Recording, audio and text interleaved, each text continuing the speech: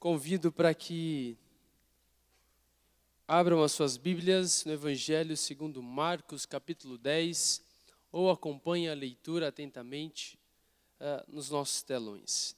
Marcos, capítulo 10, a partir do versículo 17, diz: Pondo-se Jesus a caminho, um homem correu ao seu encontro e, ajoelhando-se diante dele, perguntou-lhe: Bom mestre, que farei para herdar a vida eterna? Jesus então respondeu: Por que você me chama de bom? Ninguém é bom a não ser um, que é Deus. Você conhece os mandamentos? Não mate, não cometa adultério, não furte, não dê falso testemunho, não defraude ninguém, honre o seu pai e a sua mãe. Então, aquele homem, olhando para Jesus, responde: Mestre, tudo isso que você me falou, tenho observado desde a minha juventude, ou como diz a versão NVI, desde a minha adolescência. E Jesus, olhando para ele com amor, disse: Só uma coisa falta a você. Vá, venda tudo o que tem, dê o dinheiro aos pobres e você terá um tesouro no céu. Depois disso, venha e siga-me. Ele, porém, contrariado com esta palavra, retirou-se triste, porque era dono de muitas propriedades. Em 2015, quando o pastor Rafa me convidou para trabalhar junto com ele, com os adolescentes, eu confesso que fiquei com o pé atrás. Alphaville, adolescentes, desculpa, talvez eu nunca tenha dito isso para vocês, adolescentes, mas eu pensei, deve ser um bando de filhinho de papai, tudo metido, tudo enjoado, mas ainda bem que ficou só nessa impressão. Porque conforme você vai conhecendo esses adolescentes, conforme você vai tendo contato, amizade e relacionamento, graças a Deus, era apenas uma má impressão, um preconceito que eu tinha desses adolescentes. Na verdade, eles são muito receptivos, amorosos, então só foi uma má impressão, mas ainda bem que vocês não são assim. O texto que nós acabamos de ler fala de Jesus em uma jornada. E nessa jornada, constantemente, Jesus falava a respeito do reino de Deus. Certa vez ele disse aos seus discípulos e a uma grande multidão que o seguia, que aquele que quisesse ser seguidor do reino, aquele que quisesse ser um discípulo dele, deveria negar a si mesmo, se identificar com ele, tomar a sua cruz e então segui-lo. Falando ainda àquela multidão, Jesus estabelece um paradoxo sobre o verdadeiro sucesso da vida. Preste atenção. Você quer saber qual é o verdadeiro sucesso da vida? Jesus estabeleceu aqui esse paradoxo. Do que adianta ganhar o mundo inteiro e perder a sua alma? Agora, quem perder a vida por causa de Jesus e do Evangelho, esse a salvará. Meus irmãos, essa é a dinâmica da vida cristã. Quem ganhar, vai perder. E quem perder, vai ganhar. E olhe que não foi a Dilma que falou isso. Foi o próprio Senhor Jesus. A vida cristã trata justamente de ganhos e perdas. Daquilo que nós devemos perder para ganhar. E daquilo que ganhamos quando perdemos. O contexto mais próximo desse texto, já no capítulo em que lemos, capítulo 10, aponta para o cuidado de Deus com a família, da família de um modo geral. Jesus é interrogado pelos fariseus sobre o divórcio e o casamento. E a resposta de Jesus aponta justamente para que essa união devesse perdurar por toda a vida, pois ninguém deveria separar aquilo que Deus ajuntou. Logo em seguida, Jesus tem um encontro com as crianças. E o mesmo diz que ninguém deveria impedi-las de virem até Ele. Jesus diz que o reino de Deus, na verdade, que todos deveriam receber o reino de Deus como uma daquelas crianças. Essas duas ocasiões apontam para o interesse de Jesus na família. Jesus está sim interessado nas famílias, nos casais, na união em uma só carne, nas crianças, em que desde cedo devem aprender a respeito dele. E agora, no texto que lemos, Jesus tem um encontro com um jovem. Você que é pai, é interessante observar como algumas fases da vida são marcadas por indagações sobre a própria existência. Quantos adolescentes às vezes me procuram questionando o sentido da vida? Certamente você, pai, já ouviu isso do seu filho, perguntando o porquê da vida, qual a razão de viver, questionando a própria existência. Esse jovem que Marcos descreve aqui, ele foi até o encontro de Jesus para justamente fazer uma pergunta a respeito da vida, demonstrando o interesse por aquilo que é eterno. Bom mestre, que farei para herdar a vida eterna? Aparentemente, uma pergunta que todo pai ficaria feliz em ouvir o seu filho perguntando. Certamente diria, olha, como meu filho é santo, perguntando sobre questões de vida eterna.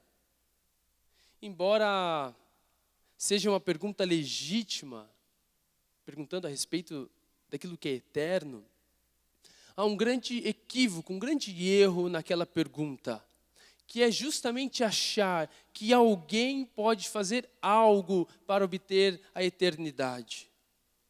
A pergunta daquele jovem e a consequência do seu diálogo com Jesus apontam justamente para uma adolescência contrariada.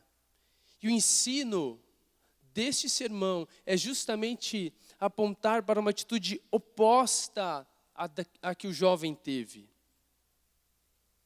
E o ensino é, Jesus, Ele é o nosso bom mestre, pois Ele é o próprio Deus. O cristianismo não é uma religião sobre pode ou não pode, mas é sobre o próprio Cristo. E Jesus é o bem maior que alguém pode possuir. Esses são os ensinos que nós vamos extrair do texto e meditar juntos. Jesus é o nosso bom mestre, pois Ele é o próprio Deus. Aquele jovem, quando se aproxima de Jesus, a fim de agradá-lo, de fazer elogios, ele se aproxima reverentemente diante de Jesus e o chama de bom mestre. Jesus era tido ali como um mestre, um rabino entre os judeus. Contudo, nenhum rabino era chamado de bom, porque essa qualificação era dada somente a Deus. E ali já começavam alguns equívocos daquele jovem. Ele se aproximou da pessoa certa.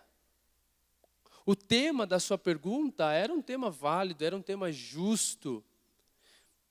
Mas aquele jovem não compreendia quem era Jesus. Não compreendia quem era aquele a quem ele dirigia a pergunta. Nós corremos muitas vezes esse mesmo risco de nos aproximarmos de Jesus sem saber exatamente quem Ele é e aquilo que Ele fez. Muitos de nós temos relacionamento com Jesus baseado apenas naquilo que os outros dizem o que Ele é. Pois essa era a compreensão dos judeus da época, de que Jesus era apenas um mestre, alguém ensinando a respeito da Torá. alguém que ensinava sobre a lei de Deus. A multidão também seguia Jesus, por aquilo que Jesus de fato era, o Filho de Deus, mas por aquilo que Jesus podia dar, pelos milagres de curas e multiplicações de alimentos. Que tipo de Jesus vocês, pais, têm apresentado aos filhos de vocês? Vocês, adolescentes, jovens, conhecem a Jesus somente pelas experiências dos outros? Apenas pela fé dos seus pais? Jesus não responde prontamente a pergunta daquele jovem. E como é bem típico de Jesus, ele sempre responde uma pergunta com uma outra pergunta. E ele mesmo, o próprio Jesus, responde a pergunta que ele faz, dizendo que ninguém é bom, a não ser um, que é Deus. Jesus aqui não estava negando a sua divindade, mas ele estava apontando para a compreensão equivocada que aquele jovem tinha a respeito de Jesus. Se ele soubesse, se aquele jovem soubesse que Jesus é o próprio Deus, certamente a sua atitude seria totalmente diferente. Bem como os questionamentos daquele jovem para Jesus seriam completamente outros. Logo em seguida, Jesus então menciona alguns mandamentos, apontando para a essência do cristianismo. E esse é o segundo ensinamento. O cristianismo não é uma religião sobre pode ou não pode, faça ou não faça, mas é sobre o próprio Cristo. Ao perguntar a Jesus o que ele poderia fazer para obter a vida eterna, aquele jovem já estava demonstrando que a sua religião, ou que a sua compreensão a respeito do reino de Deus estava baseada em si mesmo, estava baseada naquilo que ele possuía, seja na aptidão em cumprir os mandamentos, seja em ter um bom comportamento moral, ou até mesmo em suas posses, em suas conquistas, em suas propriedades. Após Jesus mencionar os mandamentos, o jovem responde que tudo isso eles tinham observado desde a sua adolescência. A pergunta talvez que fique para nós é: o que aquele jovem estava aprendendo sobre Deus? Qual era a instrução desde a infância, na sua adolescência, que estava sendo dada por seus pais a respeito do reino de Deus? Que religião estava sendo transmitida àquele jovem? Talvez uma religião baseada apenas em regras morais, em bons comportamentos, em uma lista de regras de pode ou não pode. Pois talvez seja essa a preocupação de muitos pais. Educar os filhos apenas baseados em regras morais. Filho ou filha, não ande com más companhias. Filho, não fume, não roube, não faça isso ou não faça aquilo, ou faça isso ou faça aquilo. Aquele jovem, em questão da observância da lei e dos mandamentos, poderia até tirar 10. O que seria motivo de grande alegria para os seus pais, ao receber aquele boletim. Ensino moral, 10. Mas em questão de relacionamento com o próprio Jesus Cristo, talvez a nota fosse 0. Pais, talvez vocês estejam ensinando apenas uma religião moralista aos seus filhos, baseado simplesmente em regras, e que muitas vezes forçamos ali as Escrituras para encaixar as nossas regras nas Escrituras. E nós não estamos conduzindo os nossos filhos a um relacionamento real e sincero com Cristo. Muitas vezes estamos muito mais preocupados em que ele seja um bom menino, uma boa menina, um bom filho, uma boa filha, do que uma preocupação com o seu relacionamento com Cristo.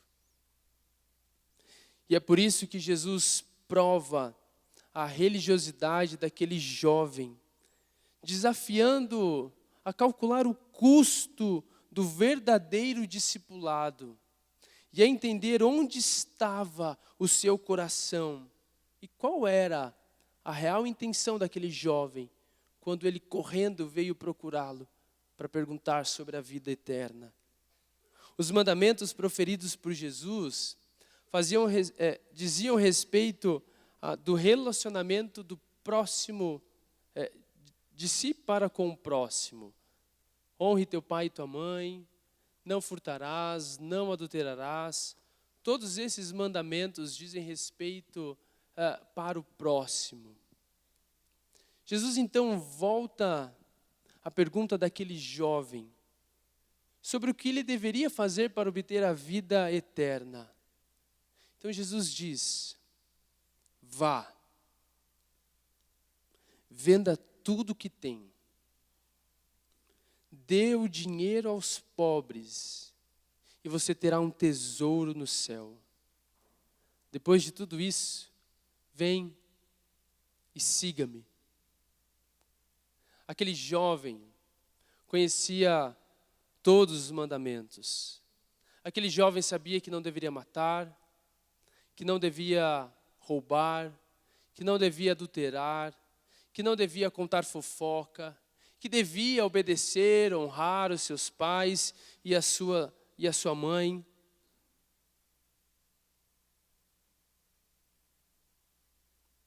Mas aquele jovem, ele não compreendia o teor dos mandamentos.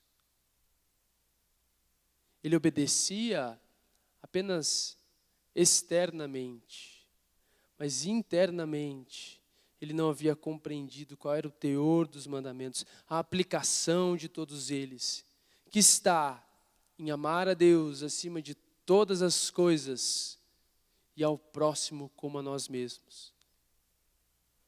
Aquele jovem não havia compreendido isso. E amar a Deus acima de todas as coisas e o nosso próximo como a nós mesmos é a simplicidade do Evangelho, a essência do reino de Deus. O jovem, ao ouvir aquela resposta, ele se sente contrariado. Talvez ele esperasse ouvir qualquer outra coisa, qualquer outra resposta, menos aquilo. E ele sai triste da presença de Jesus. Aquele jovem deve ter calculado o custo dos meus bens, tudo que eu possuo, seguir a Jesus. E ele fez uma escolha. Ele escolheu o seu Deus, que era Ele mesmo, e tudo aquilo que ele possuía. Aquele jovem estava diante do Salvador. O questionamento daquele jovem era justo, mas a sua religiosidade e suas posses de nada valiam para ser salvo. Quem pode ser salvo? Quem pode ser salvo? É o que mais adiante no texto bíblico, diante dessa experiência vivida com esse jovem, os discípulos perguntam a Jesus: quem pode ser salvo? Jesus responde: para os homens, para os seres humanos, isto é impossível. Contudo, não para Deus, porque para Deus tudo é possível. A exortação desse texto é justamente para termos uma atitude contrária ao que o jovem teve. Aquele jovem se aproximou do Salvador, achando que por ele mesmo poderia fazer algo para ser salvo. Isso é religiosidade. A verdadeira religião diz que nós não podemos fazer nada, mas Cristo sim. Aquele jovem achava que observava os mandamentos corretamente. Externamente, diante da vista dos outros, ele até poderia cumprir, mas internamente ele estava em desacordo. Aquele jovem não abriu mão das suas posses terrenas para ter um tesouro no céu. E você? O que tem te impedido de verdadeiramente ser um discípulo de Jesus? Vocês, adolescentes, o que tem impedido vocês, em sua caminhada, de verdadeiramente ser um discípulo de Jesus? Vocês, adultos, pais, mães, o que tem impedido vocês de verdadeiramente serem discípulos de Jesus? De deixar a religiosidade, de deixar a fé dos seus pais, dos seus avós, dos amigos, ou daquilo que vocês ouvem de outras pessoas, de deixar as experiências deles, para começar a você viver a sua fé e a sua própria experiência com Cristo.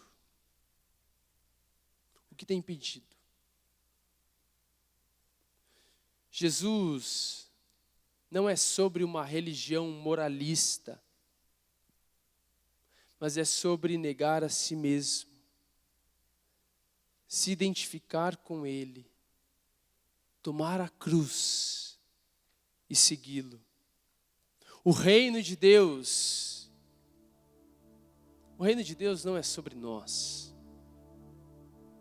não é sobre aquilo que temos, aquilo que possuímos, aquilo que fazemos. O reino de Deus não é sobre cargos, sobre posses, mas é sobre amar a Deus acima de todas as coisas e amar o nosso próximo como a nós mesmos. Por isso, não tenha uma adolescência contrariada. Não tenha uma vida contrariada. Mas tenha uma vida rendida a Cristo. Rendida aos pés de Cristo. Diante de tamanha salvação que temos em Cristo Jesus, que tudo fez para nos salvar, deixou a sua glória, se encarnou, veio a este mundo, conviveu com pecadores, comeu com pecadores, teve os seus pés lavados por pecadores.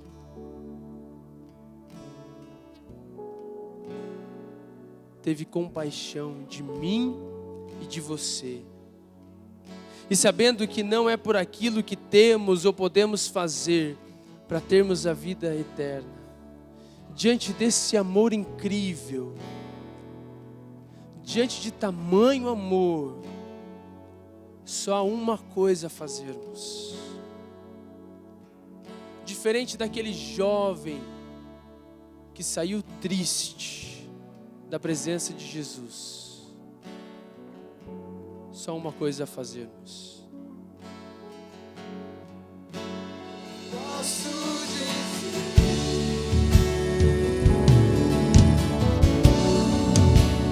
posso fazer,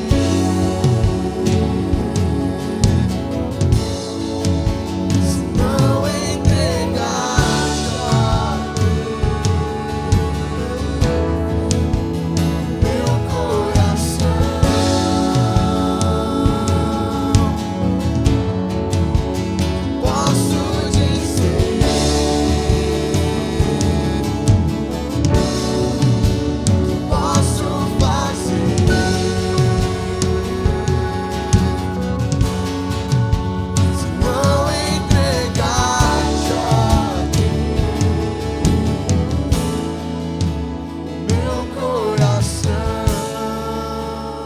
Essa é a mensagem do Evangelho. Essa é a mensagem sobre o reino de Deus. Não é aquilo que nós temos, não é aquilo que possuímos, não são os cargos que ocupamos nas empresas ou o status que vocês, adolescentes, ocupam na escola. O reino de Deus não é sobre nós, mas é sobre Ele, sobre o seu grande amor com que nos amou, mesmo sendo nós pecadores, mesmo sendo indignos de um amor tão grande, mesmo muitas vezes dando as costas, nós somos alvos desse grande amor. Qual vai ser a sua atitude nesta noite? Que educação você vai escolher dar aos seus filhos? É sobre religiosidade? É sobre uma lista de regras de pode ou não pode? Ou é sobre o verdadeiro Cristo, que nos chama para um relacionamento, que nos chama para intimidade, que nos chama para conviver, amando a Deus acima de todas as coisas e o nosso próximo como a nós mesmos? Qual a resposta que você vai dar? O que você pode dizer? O que você pode fazer? Não é obedecendo simplesmente os mandamentos, porque obediência aos mandamentos deve ser fruto de um relacionamento com Deus. Não é comprando salvação, não é conquistando algo, mas é se rendendo a Cristo. Só uma coisa a fazermos diante de tamanha salvação: é reconhecermos que somos pecadores, entregarmos o nosso coração, a nossa família, a educação dos nossos filhos diante desse Deus. Você pode cantar isso mais uma vez?